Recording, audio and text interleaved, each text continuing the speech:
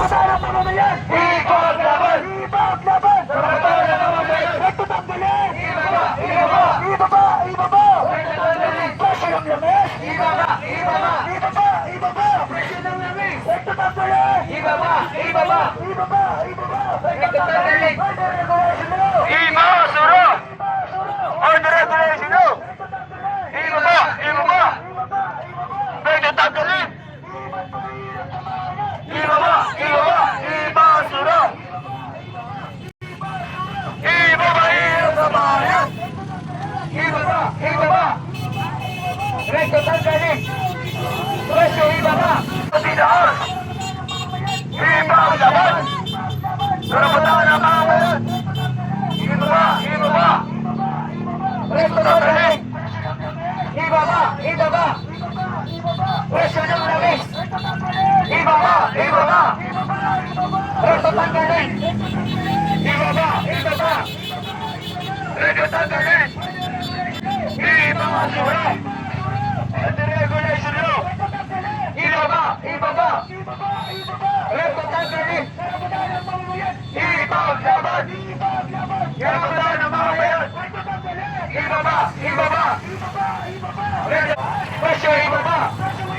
Sahod itaas! Ibaba! Ibaba! Presyo ng langis! Ibaba! Ibaba! Ibaba! Ibaba! Ibasura! Iba't mahirap sa bayan! Ibaba! Ibaba! Ibaba! Ibaba! Presyo ng langis! Ibasura! Order regulation law! Ibaba! Ibaba! Nagtatanggalin! Ibaba! Ibaba! Ibaba! Ibaba! Ibasura! Iba't mahirap sa bayan! Ibaba! Ibaba! Nagtatanggalin! Ibaba! Ibaba! Presyo ng langis! Ibasura! Order regulation law!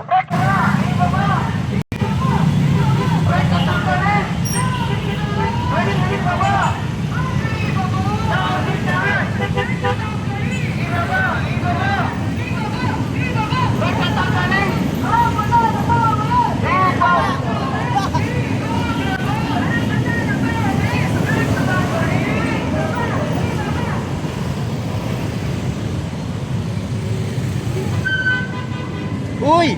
Diyan ka pala!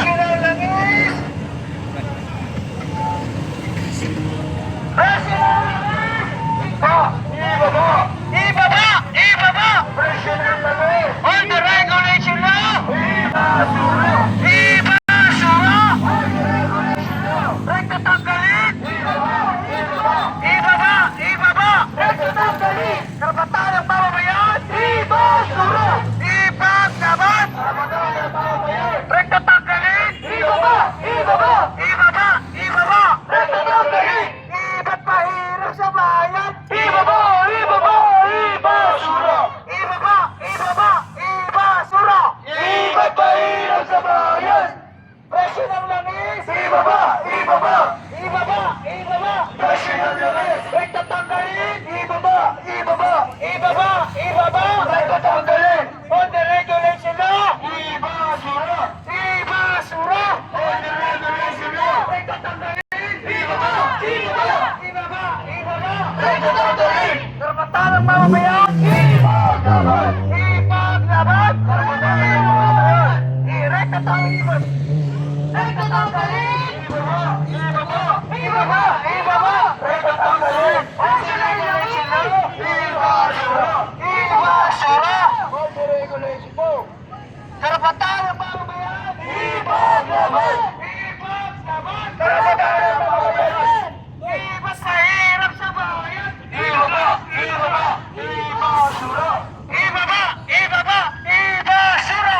Iba't mahirap sa bayan! Presyo ng langis! Ibaba! Ibaba! Ibaba! Ibaba! Presyo ng langis! Order regulation law! Ibasura! Ibasura! Order regulation law!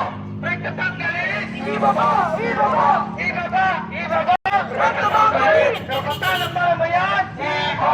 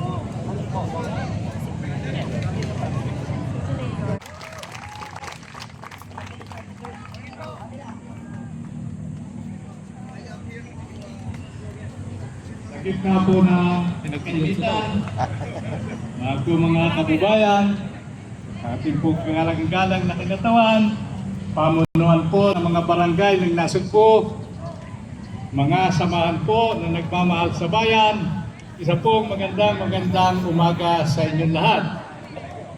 Sa araw po ito, araw ng mga manggagawa, ating pong papurihan ang ating mga manggagawa na nagdadala ng ekonomiya ng ating bansa, nagsasakripisyo para sa ating mamamayan at sa bansa nating Pilipinas. Ating pong alalahanin na kilos bayang ito ay kasama sa kilusan din ng mga manggagawa sapagkat ang VAT po o yung value added tax ay kailangan maibaba o mabawasan man lamang sapagkat malaking tulong po ito sa ating mga kababayan. May batas po naman ang sumasakot diyan, yung sinasabi po 12% yun po ay maximum. Kaya meron pong pagkakataon ang ating mga nagpapakasawayan na ginagawa sa Kongreso kung makakakabahan na sapagkat yung mga revisyon ng batas ng VAT. Kaya sa inyo po lahat, nagtiis ng pagod, nagtiis ng init. Sana po, huwag niyong kalilimutan, ang ginagawa natin ay para sa bayan, para sa mamamayan, at higit sa lahat, sa inaunlad ng mahal na bayan natin ng Pilipinas. Tunay pong dapat ay dumami pa tayo kung mahikayat pa ang iba nating kababayan sapagkat ito po ang kahilingan natin sa ating pong mga namumuno, lalo na po yung mga halal ng bayan na sila ay makisama, sila ay magbigay ng kalinga sa ating mga mamamayan upang maranasan naman natin ang kahalagahan ng ating karapatan na pinagkatiwala natin sa mga halal ng bayan. Kaya sa inyo po lahat, maraming salamat sa ating pong kinatawan, kay Congressman Dayan, ang aking pong mga kasama sa bayan ng Nasugpo, sa unang distrito. Tunay pong isang napakalaking karangalan na tayo ang nagsisimula ng ganitong kilos bayan. Maraming pong salamat at tunay po ang aking pasalamat sa inyo. Buhay po kayo, Mayor. Maraming salamat po, Mayor Tony Barcelon. Kami po lubos din po nagpapasalamat dahil isa po kayo, nakiisa po kayo sa aming lahat dito na narito ngayon, Liwasan Bonifacio.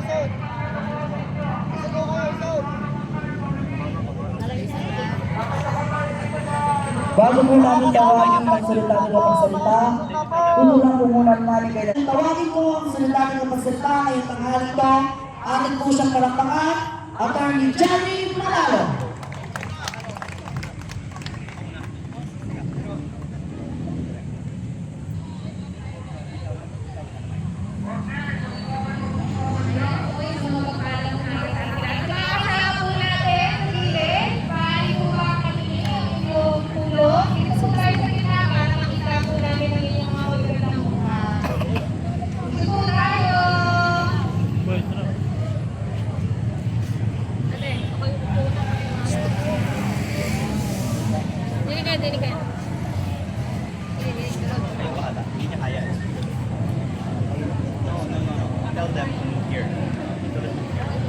Kaya maluwag pa po yung nasa gitna natin. Pwede po ba utusan yung mga kasama natin dito para makasubo?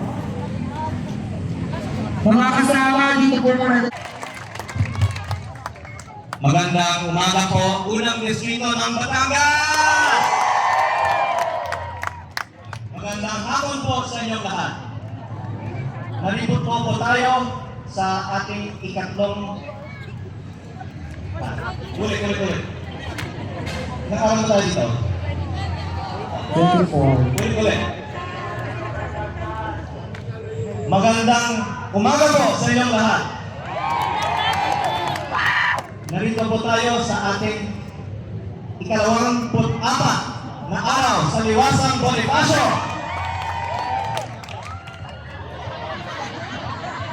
Sige, ulit. Ikaw na lang. Sige.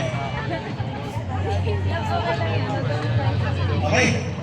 Magandang umaga po sa inyong lahat. tayo sa ating ika-24 na araw sa Liwasang Bonifacio upang manawagan na ibaba ang presyo ng langis at ibaba ang value-added tax. Pero ngayong araw, meron tayong bagong panawagan. VAT alisin! Maraming salamat po at ito po ay para makarating sa buong Kabaynilaan na kahit tayong mga taga-Batangas ay nahihiya sa ating kababayan si Executive Secretary Ralph Recto.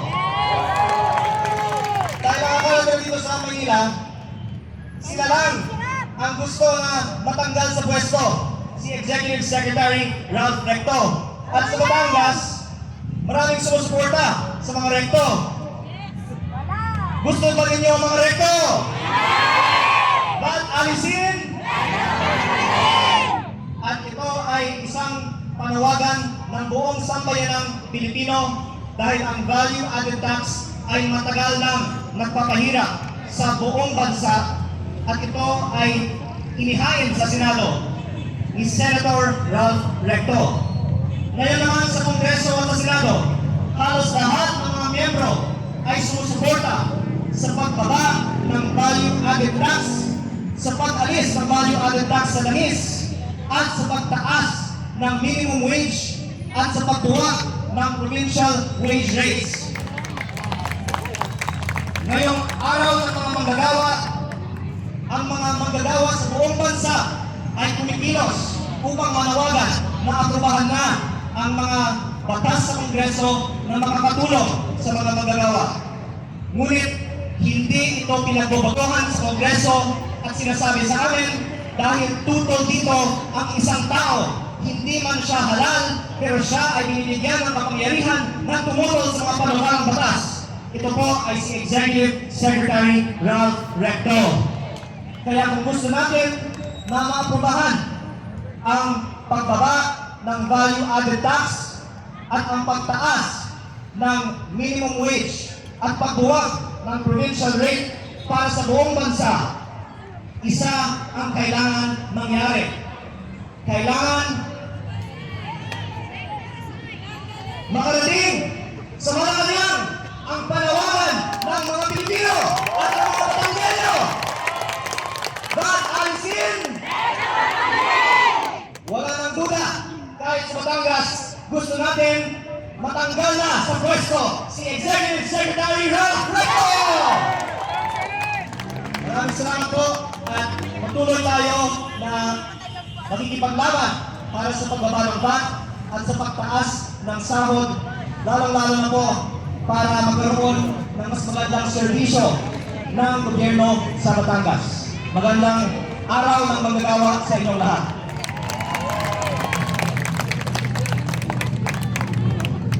Maraming salamat po, Congressman Leandro Ligarda Leviste. Ngayon, tinatawagan ko po upang magbigay din ng kanyang pananalita ngayong bagong ito. Ating po siyang palakpakan mga kasama, Atty. Jerry Manalo. Pagsigaw ko ng sahod, itaas. Ito, pababain. Sahod, itaas! Di alam mo nasa ikaw. Anyway, tatama ko po ang ating congressman. Kami nyo ay nasa kailangan po ang 4 na araw na dito sa Liwasang Bonifacio. Ang tawag na sa akin dito, barangay captain ng barangay Liwasan. 1986 pa ho, magkatulad na ganitong panglanan sa karanasan ko pagkaya sa revolution. Muli, lahat tayo, mula sa welcome Rotonda, nagdakad hanggang sa Liwasang Bonifacio. Kaya titignan ko nga, may natin pero pumandakan sa mga Batangueño na kaunang pastito. Ang kailangan ko ngayon, ibang klase yung congressman. Kasama sa pagkibaka, sa pagkahanap ng solusyon sa problema ng bayan.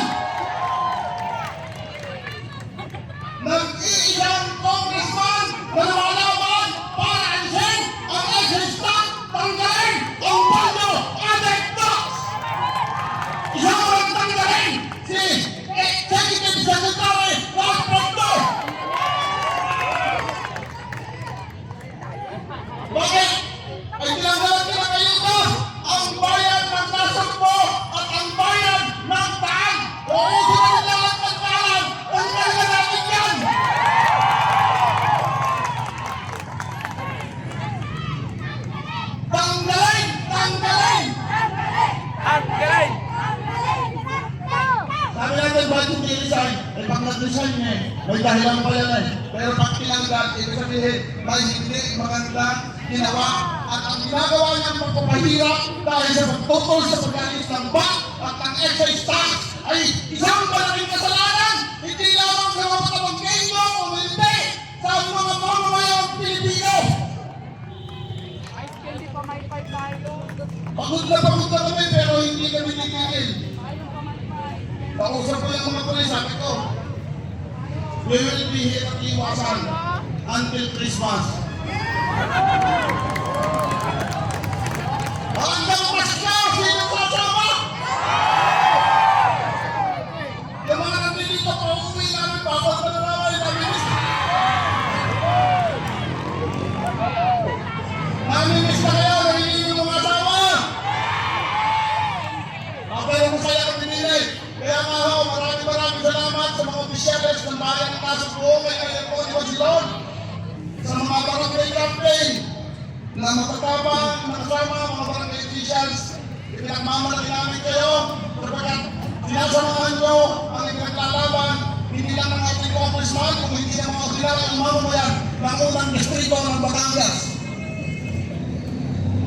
Kaya po, hanggang po lahat putok na. Hindi na namin pangathabangan ng mga talang puti pero parang gusto pabalik ng congressman may nakalimutan. Inuulit ko. Tanggalin ang bot! Tanggalin ang ebot! Tanggalin sa executive secretary nito! Tanggalin lahat ng mga politikong pahirap sa bayan! Itira na lamang si Congressman Dango Mabuhay si Attorney Jerry Manalo. Magandang umaga po muli sa inyong lahat.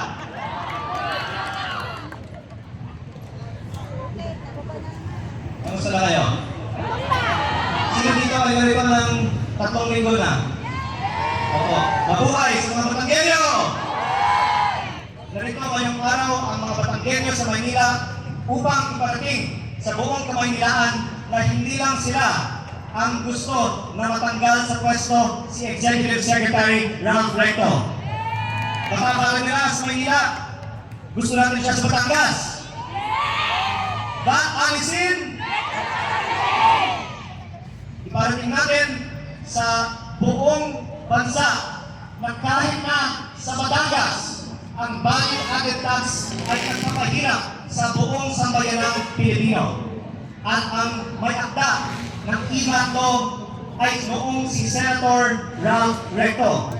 Ngayon naman sa Kongreso, halos lahat ng mga miyembro ay sumusuporta sa pagbaba ng value-added tax pero hindi ito pinagbobotohan dahil tutol dito si Executive Secretary Ralph Recto mismo nanggaling itong impormasyon sa chair ng Committee on Ways and Means.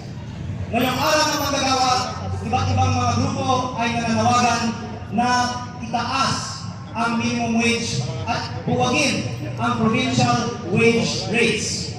Ngunit hindi din pinabobotohan ang mga panukalang batas na ito dahil sa pagtutol ni Executive Secretary Ralph Recto ayon mismo sa ating mga kasamahan sa Kongreso at sa Senado. Kaya para sa lahat ng mga nananawagan na ibaba ang value-added tax at itaas ang sahod, isa ang kailangan mangyari. Recto tanggalin!